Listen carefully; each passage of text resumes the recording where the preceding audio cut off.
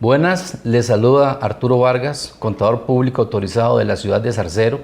Para nosotros es un gusto poder llegar a sus hogares, a sus negocios, a sus lugares de trabajo, para poder conversar un poquitito sobre un tema que en este momento pues está causando un poquito de preocupación, lo que es el cambio en el pago, en el pago de los impuestos. Nos acompaña en esta tarde el licenciado Deiner Ramírez Castrillo. Él es licenciado en Contaduría Pública, especialista en impuestos. El licenciado Julio Solís, licenciado en Contaduría Pública también, y su servidor Arturo Vargas, contador público. Vamos a empezar con la materia. Actualmente se está dando mucha preocupación, la gente está un poquito consternada, sobre todo por el cambio que viene en lo que es el pago de los impuestos, específicamente el cambio de impuesto de ventas al IVA. Y para empezar el tema, don Deiner, nos gustaría que usted nos hable un poquitito y nos cuente en qué consiste la Ley 9635 para el fortalecimiento de las finanzas públicas. Bueno, un gusto saludarlos a todos los que están viendo el programa. Un gusto saludarlos a ustedes también hoy en este día. La Ley de Fortalecimiento de las Finanzas Públicas, firmado el 3 de diciembre, publicado el 4 de diciembre, viene a cambiar mucho la forma en cómo en Costa Rica se tributan las cosas y cómo se hace el negocio en Costa Rica. Básicamente, esta ley, propiamente hablando de la ley, se constituyó con 4 títulos. Específicamente hay 2 títulos que afectan a los negocios y afectan a la parte privada, ¿verdad? Que es el tema del impuesto a valor agregado, que ya lo mencionó, y el otro tema que es que afecta o hay cambios en la ley del impuesto a las utilidades o ingresos y utilidades.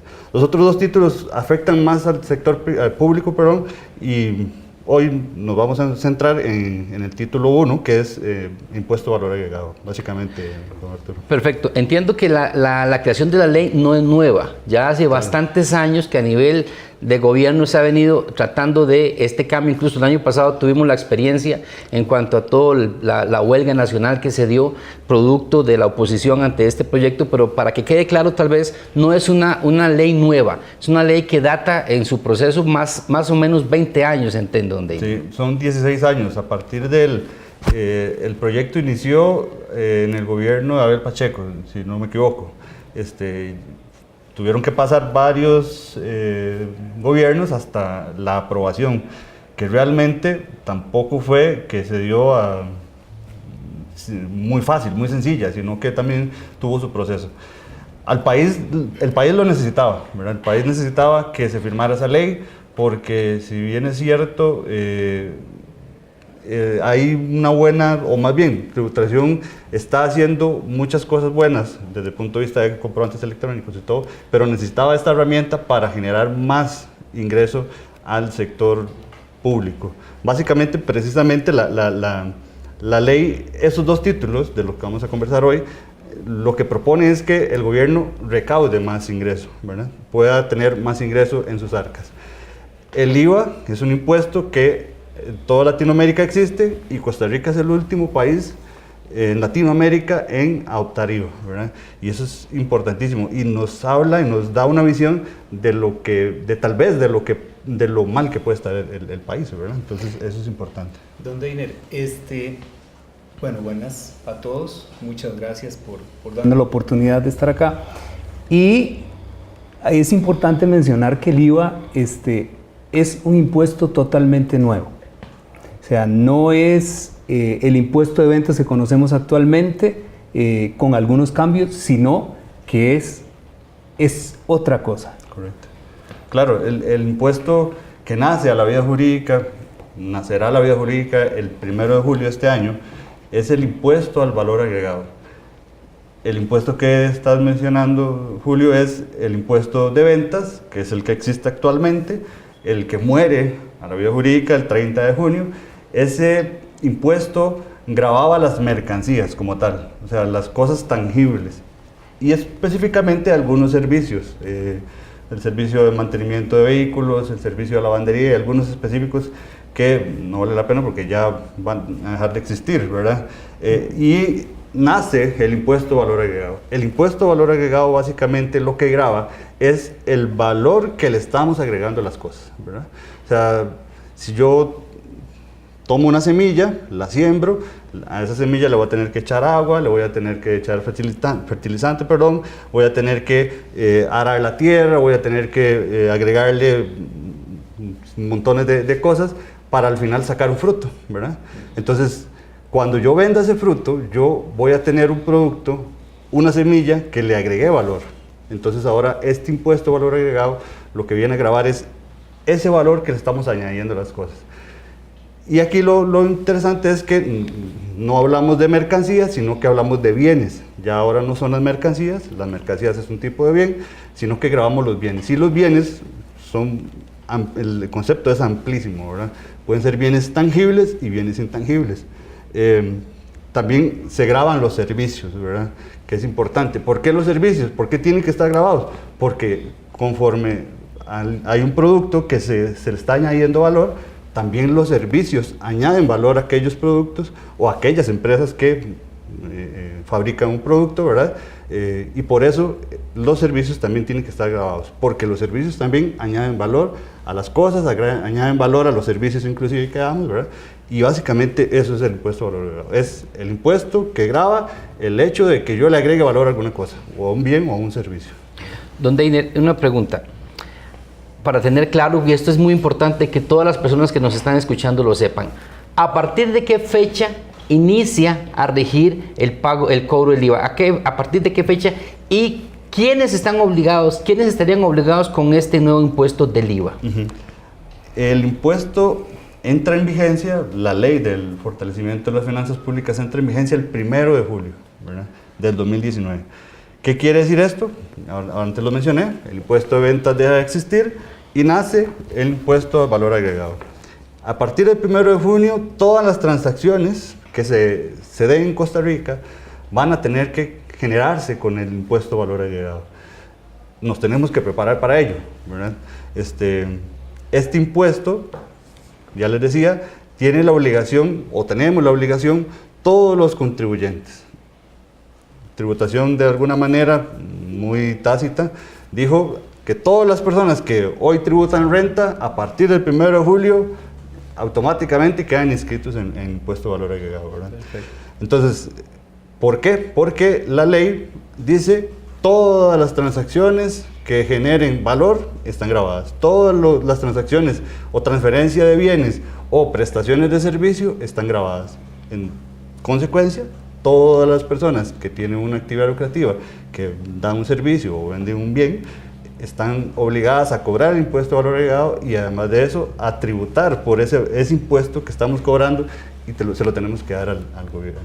Aquí quisiera acotar un punto importantísimo, don Julio y don Deiner, que muchas personas, como estaban habituadas a lo que era el pago del impuesto sobre la renta únicamente, tenían la costumbre, no sé si buena o mala, de llevar la documentación al contador al final del periodo o en 2 o 3 veces al año. Con el cambio de la ley es muy importante que todas y todos los contribuyentes sepan que cada mes deben presentar una declaración con corte al 15 de cada mes. Eso significa que por obligación deben llevar toda la documentación al contador la primera semana de cada mes para que no vayan a tener problemas de sanciones, porque parte de lo que los cambios vienen son sanciones importantes. Esa costumbre que existía de llevar la contabilidad una vez al año, 2 o 3 veces al año, definitivamente muere con esta nueva disposición. Arturo, qué bien que dices eso, porque usted sabe que estamos en un cantón, nosotros meramente agrícola, donde tenemos muchos agricultores, muchos lecheros, que precisamente esa era la costumbre. Claro. Ahora, o sea, es necesario, como vos bien lo dices, o sea, es mes a mes. Claro. Aún, bueno, ya vamos a más adelante vamos a ver, pero aún, aunque se esté exento del IVA, hay que presentar la declaración. Pero eso lo vamos a ver más adelante. Tal vez precisamente para agregarle a eso es que, como les decía antes, la reforma viene a cambiar la forma de hacer negocios en Costa Rica y la forma de tributar, ¿verdad? Entonces, el primer cambio que podríamos enumerar hoy es, tenemos que tributar mes a mes y para eso hay que prepararnos y estar listos, ¿verdad?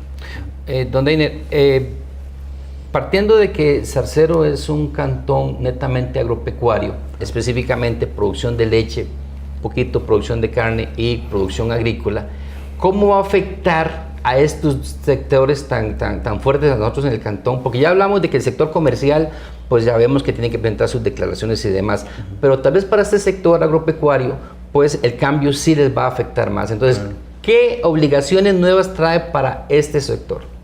Sí, claro, el sector comercial ya tal vez está acostumbrado a hacerlo mes a mes. La gran mayoría de los que no están acostumbrados es precisamente la parte del sector agropecuario, ¿verdad?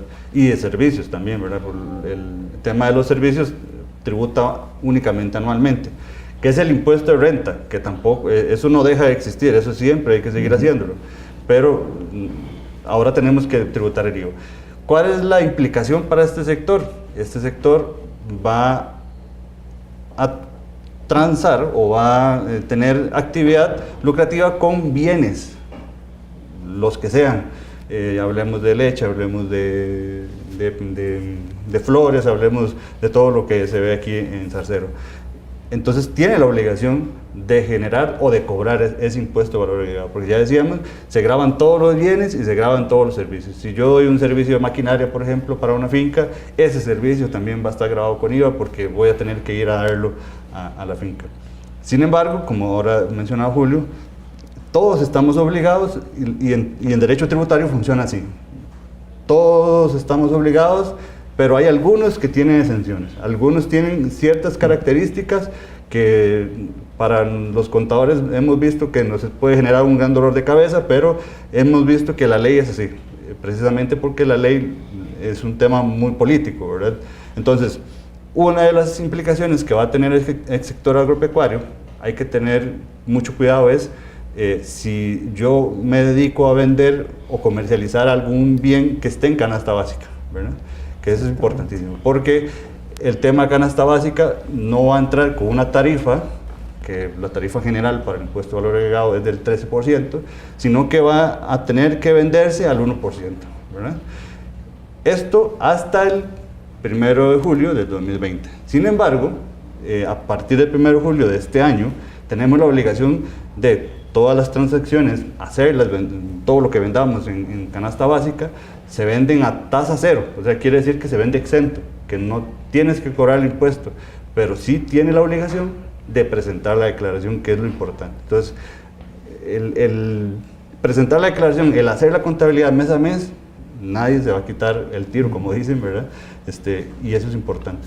Entonces, no, creo que ahora que dices eso, o sea, es importante también mencionarle a los televidentes que se cuenta con 15 días, ¿verdad? Claro. Para hacer la presentación y el pago de esa declaración, ¿verdad? O sea, en eso no hubo cambio, sino que más bien al agregar más gente, ¿verdad? Se mantienen los días y por eso insistimos mucho en que, infórmense con sus contadores, pero tiene que estar llevando los papeles en la primera semana de cada mes, sí, del mes siguiente. Terminado el mes.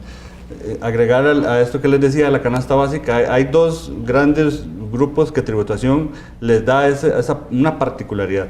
Es al tema de lo que se vende en canasta básica y todo aquel que exporte, ¿verdad? ¿Por qué? Porque el reglamento, que aún no está firmado, sin embargo, se ve como a todas luces se les quiere dar un beneficio a los de canasta básica y a los exportadores. Como yo voy a producir un bien, voy a vender un bien que va a tasarse al 1%, y el hecho de tasar o de tarifarlo a un porcentaje del 1% implica que al consumidor final le va a costar un 1% más aquel vaso de leche, aquella caja de leche, aquel chiverry, todo lo que esté en canasta básica. Lo que quiere tributación es que el impacto no sea tan grave, ¿verdad? Entonces, el productor de canasta básica va a tener la posibilidad de ir a decirle a sus proveedores que le vendan todo al 1%, a la misma tarifa que él vende. Entonces, ¿para qué? Para que ese impacto, porque imagínense si el productor de canasta básica va y compra todo al 13%, todo le va a resultar más caro y al final se le va a agregar al precio, ¿verdad? Entonces el consumidor final se vería afectado en el precio, ¿verdad?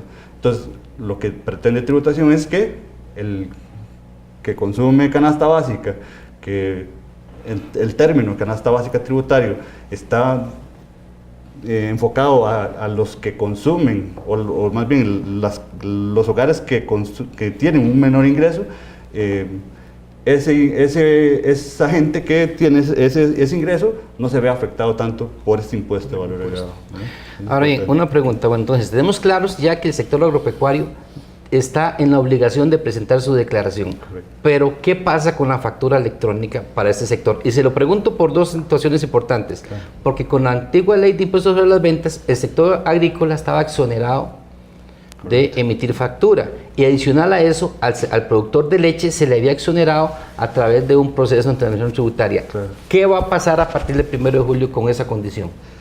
Lo que cambia, bueno, aquí ya pasamos de un poquito de IVA, pasamos a renta. Habría que analizar también el cambio que hizo en renta la misma ley, ¿verdad? El reglamento que también está en consulta de impuesto de renta básicamente plantea que los únicos que están exentos de emitir comprobantes a partir del 1 de julio son las entidades de gobierno, los de transporte público, que en este caso hablemos de taxistas o de buses, alguna persona que vaya y solicite pues, la exoneración, y los de régimen simplificado, ¿verdad? Básicamente esos son los únicos que no tienen la obligación de emitir. ¿Por qué? Porque la ley de impuesto a valor agregado, ¿verdad?, como vas a empezar a cobrar un impuesto, vas a tener la obligación de emitir una factura, ¿verdad? Hoy tenemos muchos problemas en el sentido, en el sector agropecuario hay mucha gente que tiene problema de que yo no le puedo vender, por ejemplo, a grandes empresas de supermercados porque aquella empresa no me acepta la factura física, ¿verdad? Yo tengo la exoneración como productor de hacerlo así, pero el cliente más importante no me las acepta. Entonces yo recurro a tener que hacerlo. Entonces, lo que pretende la ley es que a partir del 1 de julio, el sector agropecuario sale de la exoneración porque empieza a cobrar un impuesto que no existía antes, ¿verdad? Correcto. Entonces, a partir del 1 de julio, el sector agropecuario debería empezar a tributar y facturar electrónicamente. Pero entiendo que para facturación electrónica el sector agropecuario entraría el 1 de octubre de este año. Tiene una... Hay un decreto que le da la exoneración, sin embargo, habría que ver porque aquí hablamos de que también la ley a veces se contradice, la misma ley que se firmó, ¿verdad? Pero lo que la ley dice es que si usted cobra IVA, usted tiene que facturar electrónicamente. Y la única forma de cobrar IVA es a través de factura electrónica. Entonces, si usted ya empieza a partir del 1 de julio a cobrar IVA, ya en teoría debería empezar a facturar electrónicamente. A partir del 1 de julio. Sin embargo, habría que ver ya el criterio de tributación, ¿verdad? En el sentido de que a partir del 1 de julio, los productores de canasta básica sí tienen que presentar su declaración, pero aún no están facturando por IVA, ¿verdad? Entonces habría que ver si tributación al final de los días, ¿verdad?, cuando ya llegue la hora de la hora, diga, no, ustedes todavía no, hasta el 1 de octubre que les dimos la exoneración. Pero lo que dice la ley es que si usted cobra IVA, tiene que facturar. Tiene que facturar. Entonces, pareciera, para que nos quede claro, en principio, pareciera que sí tienen la obligatoriedad de empezar a emitir su factura electrónica. Arturo, tal vez ahí también somos conocedores de que la Cámara de Productores de Leche, o sea, está haciendo algún tipo de negociación, por decirlo de alguna manera, con Hacienda, para que la factura se pueda emitir en cada planilla, ¿verdad? Porque como está la ley hoy, el productor debería facturar en el momento en que el camión cargue la leche, ¿verdad? Entonces, como está la ley, eso sería hoy. Correcto. Sin embargo, por eso les decimos, somos conocedores de que la Cámara de Lecheros está tratando de negociar eso para hacerlo por planilla, que es la costumbre básicamente de los productores de Dos Pinos, de Copeleche, Copebrisas, ¿verdad? Y otras entidades. Perfecto. Don Deiner, un tema que también a nosotros nos interesa muchísimo acá en el cantón es que acá hay bastantes asadas y asociaciones de desarrollo. Y también hay preocupación para este gremio en cuanto al IVA. Entonces, la pregunta concreta, ¿qué cambios o qué obligaciones adquieren este tipo de entidades, asociaciones de desarrollo? Incluso podríamos hablar de asociaciones en general, porque también hay muchas asociaciones por acá que son sin fines de lucro y asadas. ¿Cómo se va a ver afectado este sector con la entrada en vigencia del IVA? Especialmente es importante mencionar que las asadas y las asociaciones de desarrollo están exoneradas de impuesto de ventas hoy, ¿verdad? Que es el impuesto que está vigente, ¿verdad? A partir del 1 de julio, explícitamente la ley le da una exención a cada una, pero únicamente de lo que compra, ¿verdad? O sea, la asociación de desarrollo va a algún supermercado, necesita comprar algún material para hacer alguna actividad y aquellos bienes que compró se los tienen que vender exentos, ¿verdad? La forma en que tributación vaya a cobrar, a generar un papel para que vaya y se lo venda exento, todavía no lo sabemos, pero va a pasar, tal vez hoy en la práctica es así. Y las asadas también, si la asada necesita un mantenimiento, por ejemplo de la tubería, va a la ferretería y la ferretería debería venderle eso exento de IVA, ¿verdad? Estamos hablando de IVA ya. Sin embargo, no tiene la exención por las ventas de IVA, ¿verdad? Únicamente tiene la exención de las compras. ¿Por qué? Porque la asada vende agua, ¿verdad? O más bien, administra el agua y cobra el agua, que si se le vende a alguna empresa, probablemente le va a generar valor agregado a aquella actividad que se está ejerciendo ahí, ¿verdad? Si yo le vendo, por ejemplo, si la asada, o dentro de la asada hay una finca, por ejemplo, la tubería que pasa, o el agua que se gasta en esa finca, agrega valor al producto. Entonces, la exoneración en el agua únicamente es para el agua residencial que no supere los 30 metros cúbicos de consumo. O sea, si en su casa residencial, ¿verdad? Bueno, o sea, valga la redundancia, consume menos de 30 metros cúbicos, quiere decir que no va a pagar impuestos. Pero si consume más de 30 metros cúbicos, va a tener que pagar un 13%, porque va a ser un 13%, sobre el total de lo que consumió, ¿verdad? Y eso es importante. Hay que racionalizar un poco más el agua, precisamente para no tener que pagar tanto más, ¿verdad? Entonces, y el otro tema es con las asociaciones de desarrollo. Las asociaciones de desarrollo, por ejemplo, tienen su espacio, tienen su salón comunal, y en el salón comunal hacen actividades y todos los fines de semana, mira, lo alquilamos para un té de canastilla, lo alquilamos para una empresa, para una charla.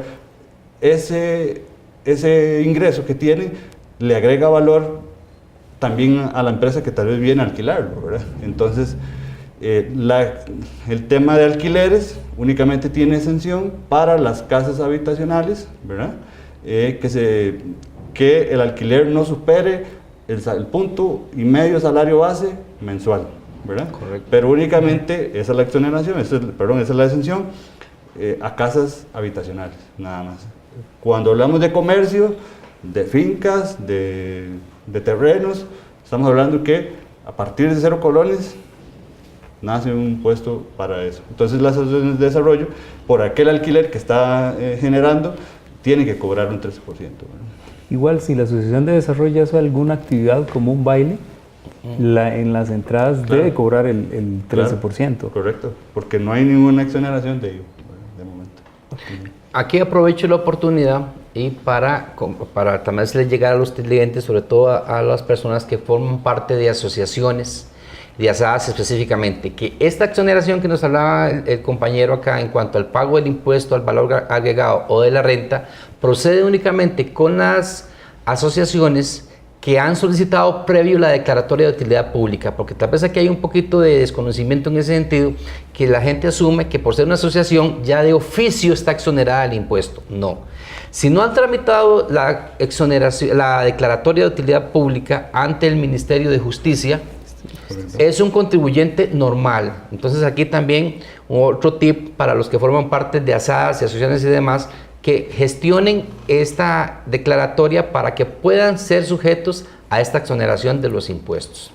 Ahora bien... Perdón, ahí es importante que la exoneración es en el caso de renta nada más. Renta, correcto. De IVA va a tener la obligación de hacerlo. De hacerlo, correcto.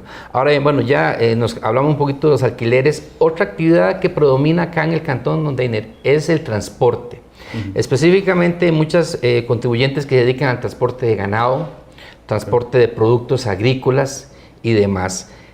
¿Qué obligaciones vienen para este tipo al sector, específicamente al sector de transporte, y si existe algún tipo de exención para los que transportan productos agropecuarios? Claro.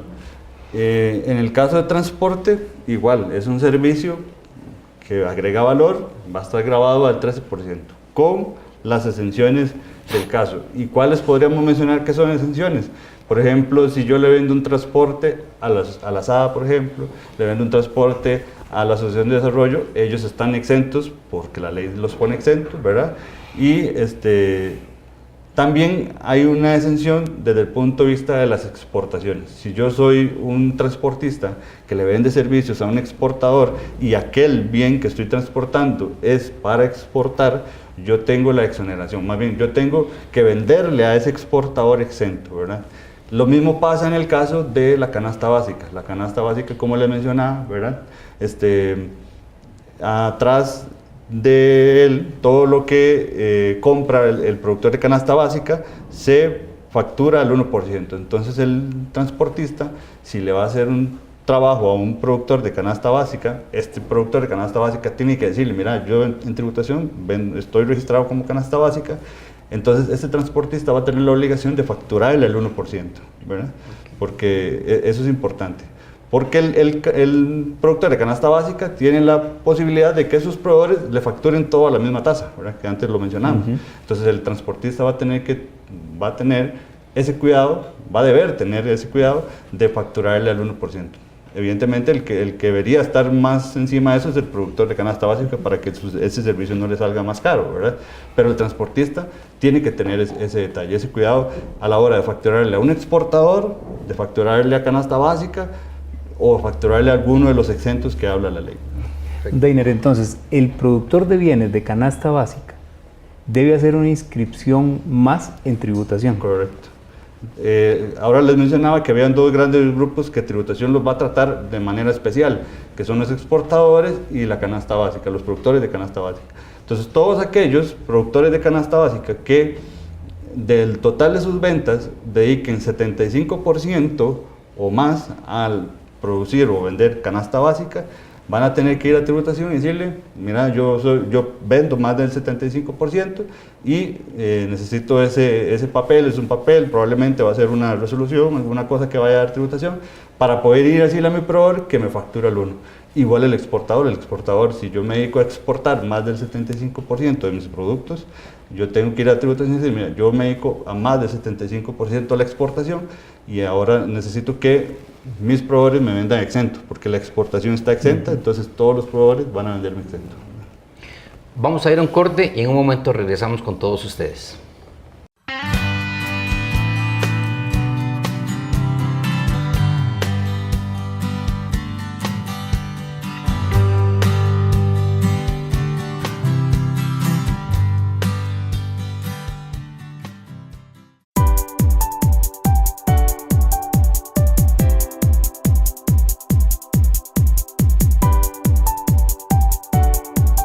¿Sabías que en Zarcero Agrícola somos más que un almacén de suministros agrícolas? Porque todos nuestros esfuerzos van orientados a servirle de la mejor manera para solventar sus necesidades. Nuestro personal técnico siempre estará dispuesto a atenderle en un marco de amistad, respeto y profesionalismo. Y estamos seguros que le brindarán la mejor respuesta a sus necesidades. En Zarcero Agrícola nos sentimos orgullosos de ser zarcereños, orgullosos de que nuestros clientes también sean nuestros amigos. Zarcero Agrícola, orgullosamente zarcereños.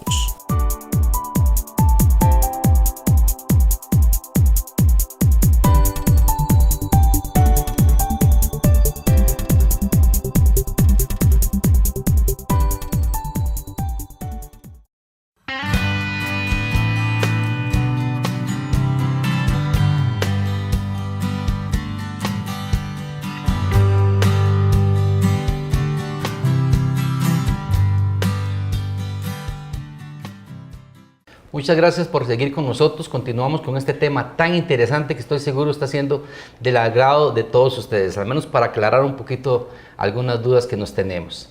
Don Deiner, continuando, tal vez hablar un poquito más específico en cuanto a la afectación del IVA sobre alquileres.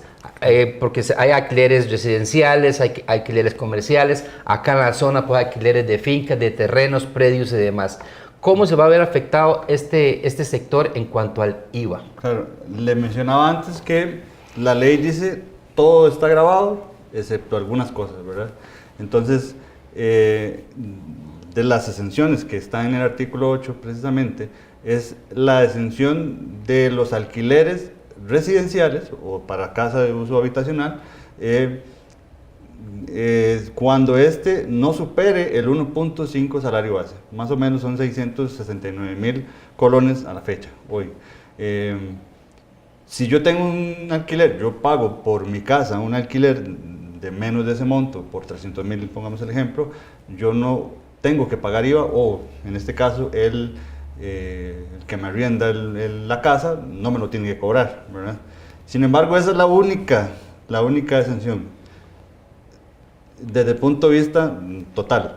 Hay otra exención en el tema de alquileres, que es un beneficio que se le da a las pymes y a las PIMPA, que si usted está inscrito en el Ministerio de Economía o en el Ministerio de Agricultura como un pequeño empresario, como un pequeño productor, entonces tiene la posibilidad de que los alquileres que le cobren, ¿verdad?, los alquileres que usted pague, no le cobren el 13%, siempre y cuando este no supere 1.5 salario base mensual, ¿verdad? O sea, si yo tengo una finca y por esa finca yo pago 300.000 colones y yo me fui a inscribir como PIMPA, yo no tengo que pagar ese 3% y el que me arrienda el bien no tiene que cobrarme el 3%. Si superara el 1.5 salario base, ya tendría que pagar el 13% por el total, ¿verdad? Correcto. Obviamente también hay que ver si yo me dedico a canasta básica, porque aquella persona me va a tener que facturar ese alquiler al 1%, ¿verdad?, que era lo que mencionábamos antes, porque es un proveedor de canasta básica, ¿verdad?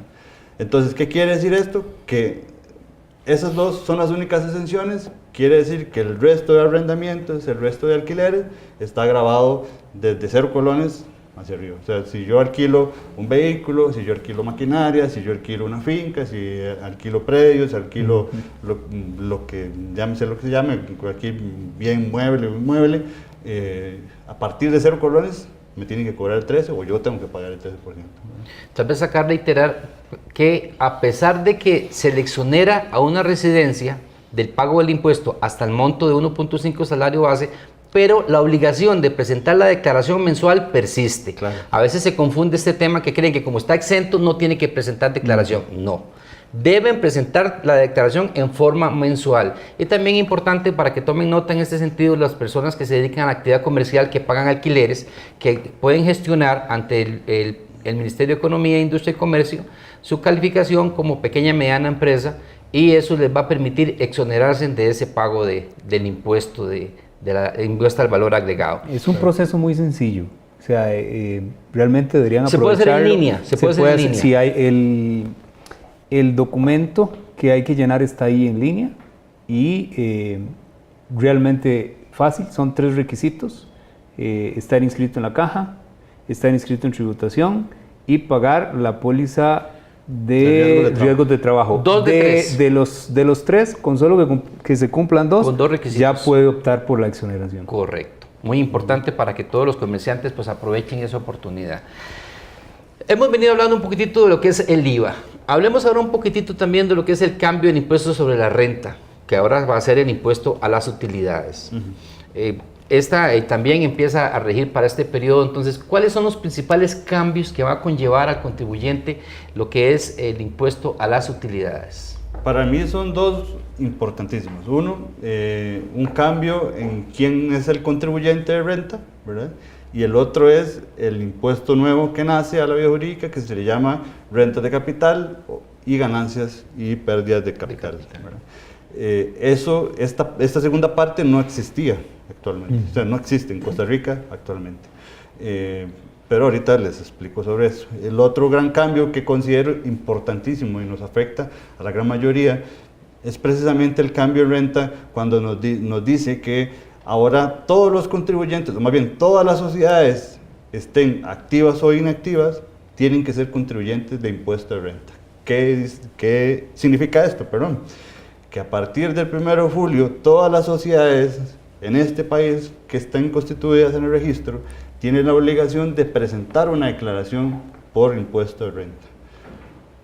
Tenga o no tenga actividad lucrativa, ¿verdad? Que ese es el otro tema.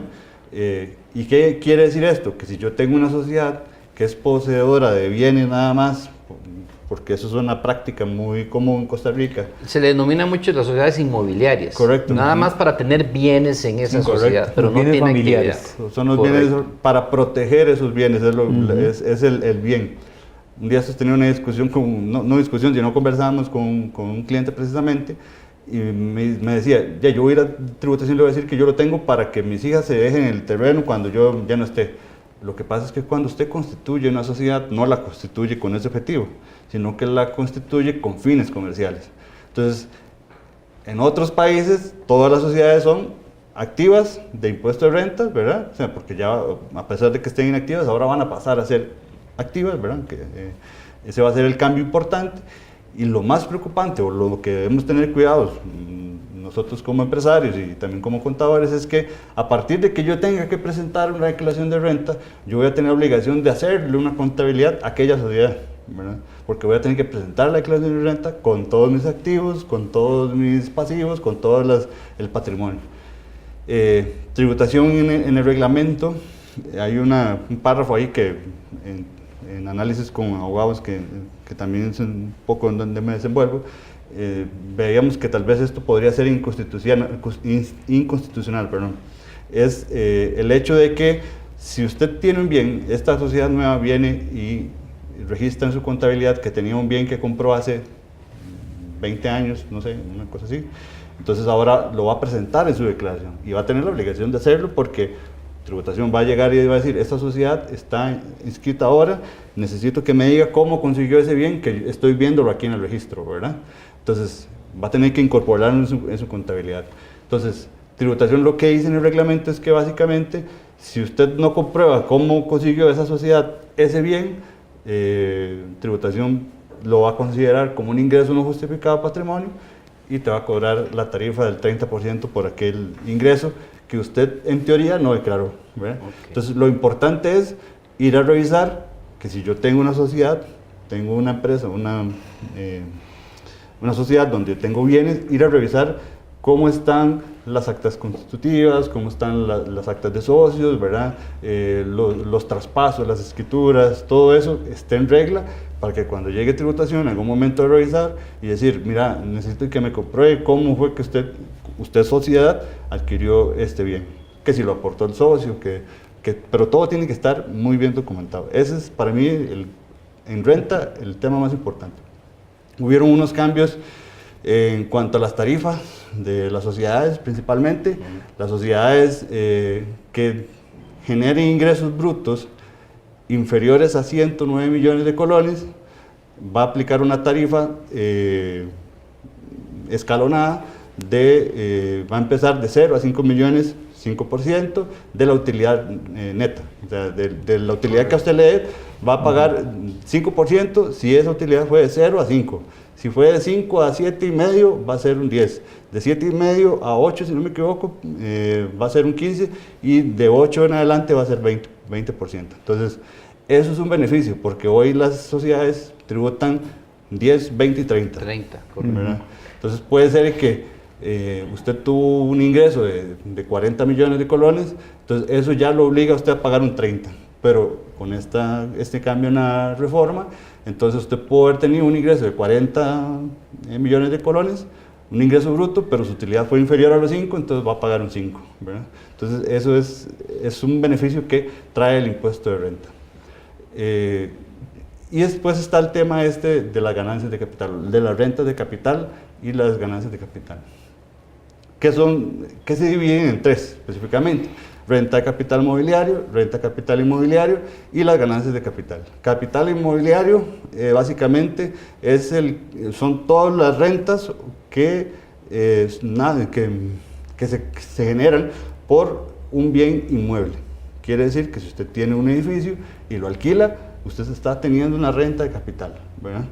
Entonces, lo que dice la ley y lo que dice un poco el reglamento es que la persona, yo estoy obteniendo un rendimiento por ese alquiler de ese inmueble, entonces la persona que me paga a mí va a tener la obligación de retenerme un porcentaje, ¿verdad? Y eso es algo nuevo. El inquilino va a ser el obligado a tributar, ¿verdad? Y eso es importantísimo, porque hoy hay gente que, por ejemplo, es asalariada y paga su alquiler, y ya no más. Ahora va a tener la obligación de que cuando le va a pagar al dueño del bien, retener un 12%, en este caso, 12.75, y dárselo al fisco, ¿verdad? Eso es algo muy importante. Luego está las rentas de capital mobiliario, que ahí estamos hablando cuando yo dispongo de fondos y los pongo, por ejemplo, en una inversión y aquello me genera un rendimiento. O, por ejemplo, cuando yo pongo dinero en una empresa y aquella empresa me devuelve dividendos a mí. O cuando, por ejemplo, yo tengo un bien mueble y lo pongo a disposición de una empresa para que me pague a mí el alquiler, ¿verdad? Todas esas rentas de capital mobiliario, aquí sí hay una gran variación en tarifas porque aquí entran, por ejemplo, los dividendos o los excedentes que pagan las cooperativas, los excedentes que pagan las asociaciones solidaristas que tienen tarifas específicas, ¿verdad? Y para el resto de la generalidad se tasa al 15%. Es importante, bueno, ahora lo podríamos mencionar, tendría que buscarlo aquí nada más para confirmarle cuánto es lo de la cooperativa, que yo sé que los que nos están viendo están interesados en esta parte, ¿verdad? Claro, claro. El tema de los excedentes sí va a variar. Hoy por hoy los excedentes que se le entregan al asociado están al 5%, se le retiene un impuesto de renta del 5%, pero la ley lo va a pasar al 10%. Pero dice que lo va a hacer transitorio, entonces el primer año va a ser el 6 y hasta llegar al 10, ¿verdad? Entonces eso es importante en esa parte de renta de capital. Quiere decir que esto también ya existía, ¿verdad? Esta parte de renta de capital mobiliario ya existía, ¿verdad? Lo nuevo y lo que también hay que tener mucho cuidado es esta siguiente parte, que es en cuanto a la ganancia y pérdida de capital. Esto sí no existía en la realidad tributaria. Básicamente es, si yo tengo un bien de capital y lo que voy a hacer es enajenarlo, o sea, venderlo, voy a vender aquel bien, yo voy a tener que pagar un impuesto por la ganancia que me generó aquel bien, ¿verdad? Entonces yo compré una casa una casa que no es mi casa de habitación, la compré hace 10 años, la compré en 10 millones y hoy la voy a vender en 50 millones. La diferencia entre aquel monto de venta y aquel valor de adquisición, sobre eso yo voy a tasar un 15% y voy a tener que pagar el impuesto por haberme ganado aquella renta, ¿verdad? Y eso hay que tener mucho cuidado, ¿verdad? Porque podría resultar oneroso y podría usted verse perjudicado a la hora de negociar, ¿verdad? Porque a partir del 1 de julio esto nace, ¿verdad? Entonces a partir de esa fecha usted tiene que ver cómo negocia para que usted no le impacte también su bolsillo a la hora de vender un bien de capital. Independientemente de que el bien haya sido comprado o heredado. Independientemente de cómo haya sido, ¿verdad? O sea, tributación plantea varias formas de cómo definir el valor de adquisición, porque puede ser que yo lo heredé, ¿verdad? Entonces no hay un valor de adquisición, ¿verdad?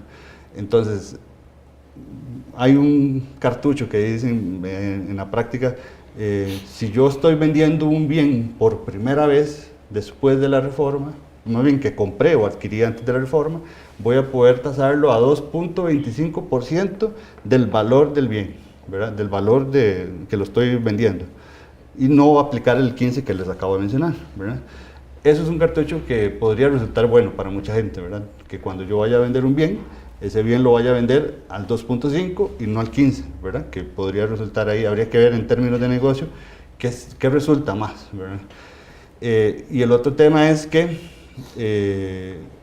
tributación podría llegar y decir, ok, ese bien voy a llevarlo a valor actual y voy a decir, bueno, ese bien en su momento, cuando usted lo adquirió, valía tanto, entonces él va a sacar la diferencia y sobre eso va a tasar el 15%, ¿verdad? Esto, bueno, los contadores tenemos la posibilidad de hacer el análisis, ¿verdad? Pero creo, y ayer conversando precisamente con unos abogados, veíamos como que todo esto va a recaer mucho en manos de ellos, porque ellos son los que hacen traspasos de bienes de capital principalmente, ¿verdad? Pero es importante. Y bienes de capital hablamos de terrenos, de cosas de bienes muebles, bienes inmuebles, hablamos de acciones, hablamos de fondos de participación, hablamos de fondos de inversión, todo ese tipo de cosas que son bienes de capital. Deiner, ¿y la venta de un vehículo? Claro, porque es un bien de capital. Bien de capital. Claro. Don Julio, usted hace un momentito fuera de cámaras hablaba del nuevo periodo fiscal. Claro. Hablen un poquito cuál va a ser el nuevo periodo fiscal de acuerdo a la ley 9635. Ok, el nuevo periodo fiscal va a ser el famoso año calendario. Va a partir del 1 de enero de cada año hasta el 31 de diciembre. Nada más que aquí hay que hacer una excepción con el próximo año, ¿verdad? Que va a ser un periodo de 15 meses. O sea, va a empezar en octubre de 2019 y va a terminar en diciembre de 2020. Perfecto, entonces para que todos los que nos están escuchando vayan tomando las medidas del caso. Hay un tema interesante que siempre uno en las oficinas le cuesta a veces que la gente le entienda, los clientes le entiendan, en cuanto a lo que son gastos deducibles. Entonces tal vez me gustaría tocar un poquitito ese tema como para que las personas que nos están escuchando sepan cuáles son los gastos deducibles que permitidos por la ley para poderlo llevar a su contabilidad para deducirlos obviamente de los impuestos y demás. ¿Cuáles son los gastos deducibles permitidos por ley en términos generales? Tal vez no específico, pero sí general. Precisamente, yo particularmente, bueno, porque así lo dice el reglamento de renta, básicamente es pensar que para que sea un gasto deducible tiene que ser útil, necesario y pertinente, ¿verdad? Si aquel gasto no es útil o no es necesario o no es pertinente a mi actividad lucrativa, básicamente no es un gasto deducible, ¿verdad?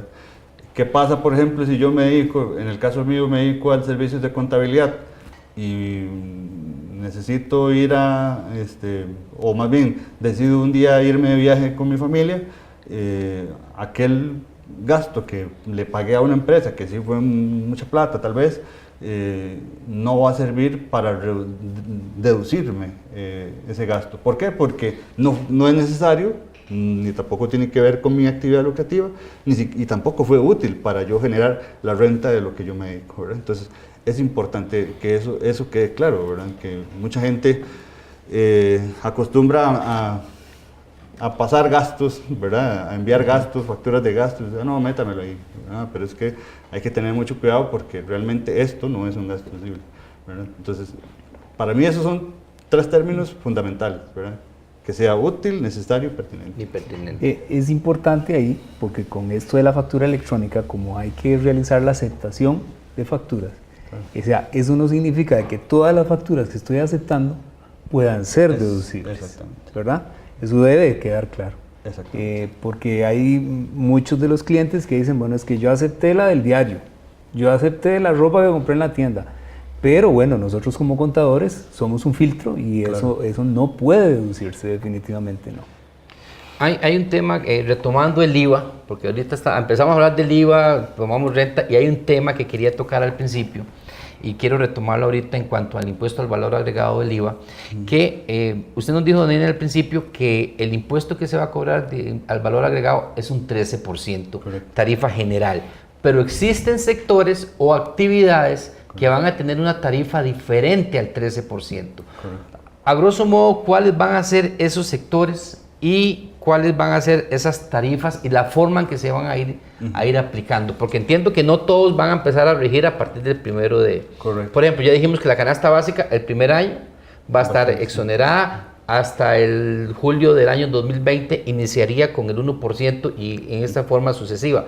Pero hay otros sectores también que van a tener otros porcentajes de cobro de impuesto. Correcto. Hablemos un poquitito de esos otros sectores. Correcto, mi forma de verlo es empezar por las 4 tarifas que dice la ley.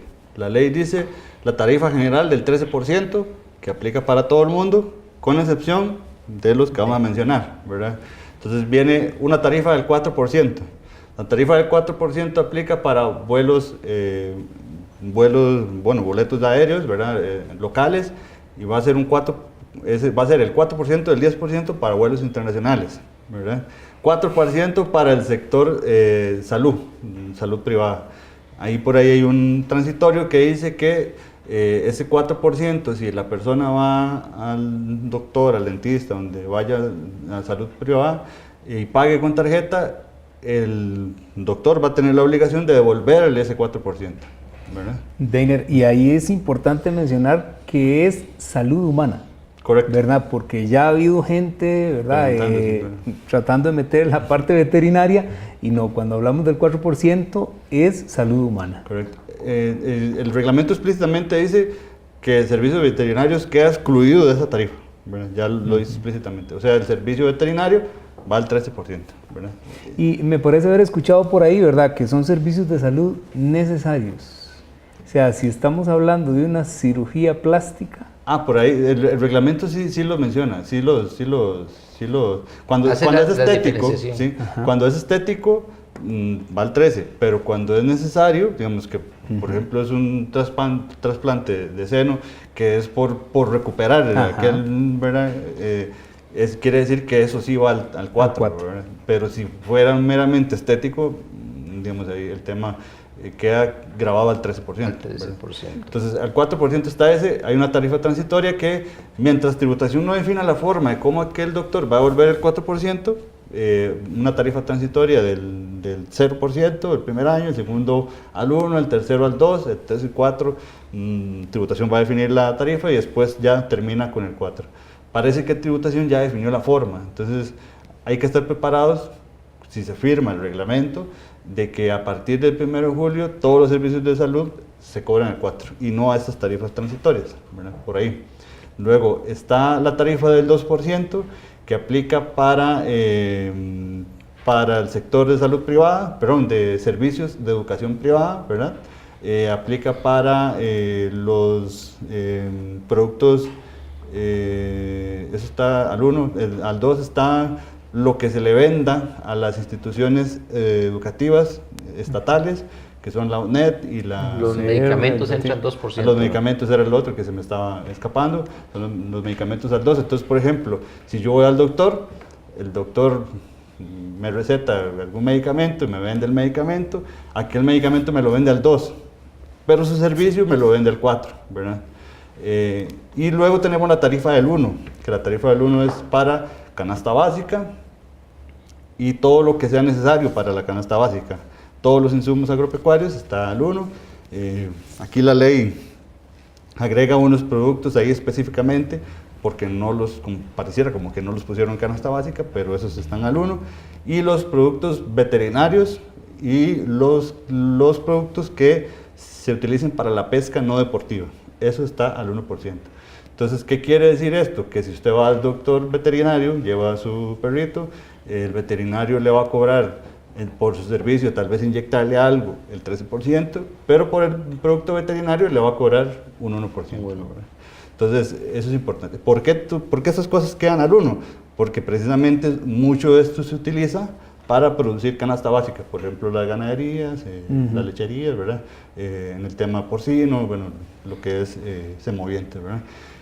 Eso por ahí. Y hay 3 o 4 tarifas transitorias, que ya mencionamos una, que es la del servicio de salud.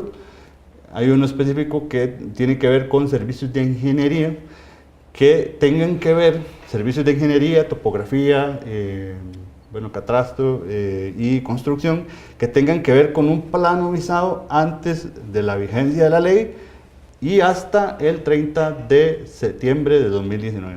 Quiere decir que si yo contrato o voy a contratar a una constructora y va a construir mi casa y el plano yo lo hice antes del 30 de septiembre de este año, el primer año de esos servicios me lo van a tener que cobrar al 0%, ¿verdad? El segundo año me lo van a cobrar al 2%, el tercero al 4%, perdón, el segundo año al 4%, el tercero al 8% y el cuarto año al 13%. Sí. Ahí va subiendo. ¿Qué quiere decir esto? Que si yo llegué a construir mi casa hoy, ¿verdad? Con ese plano visado antes del 30 de septiembre, no me cobrarían ningún impuesto adicional, me van a cobrar únicamente el servicio. Si yo el próximo año requiero hacer una remodelación, aquel bien que tiene ese plano visado antes del 30 de septiembre, me van a cobrar una tarifa del 4, ¿verdad? Y así sucesivamente, ¿verdad?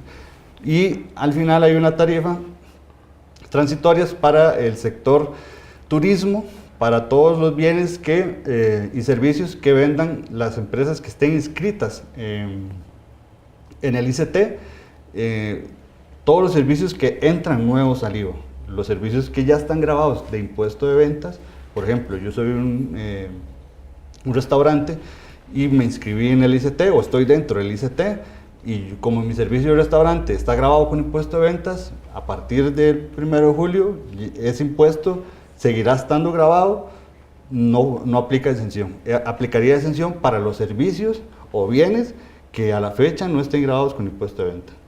La tarifa va a ser del 0, luego al 4, al 8 y al 13. Y también en ese mismo rango van a estar exentos, bueno, van a tener esa tarifa transitoria los servicios de empresas que den de servicios de recolección o reciclable, ¿verdad? Entonces básicamente esas van a ser las tarifas que se van a aplicar. Sí, claro. Perfecto.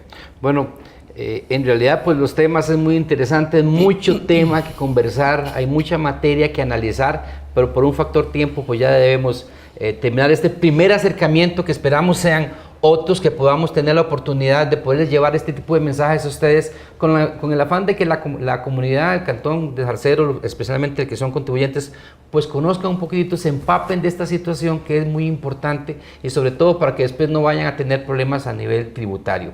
Darle las gracias de nuevo a ZTV, Copefarruris, por la oportunidad que nos brindaron, a don Julio, a don Daniel por la oportunidad que nos brindaron, y esperamos que haya sido de utilidad para ustedes. A manera de consejo nada más, acérquense a sus contadores, consulten, pregunten, es muy importante, sobre todo para que al 30 de junio ya tengan toda la contabilidad al día, porque esto tiene una razón de ser. A nosotros los contadores nos va a tocar hacer una serie de cálculos necesarios para el pago del IVA, y si la contabilidad no está al día, pues no vamos a poderlo hacer. Entonces acá es un llamado a todas las personas para que colaboren con sus contadores en ese sentido. Por nuestra parte, muchísimas gracias y que Dios los bendiga.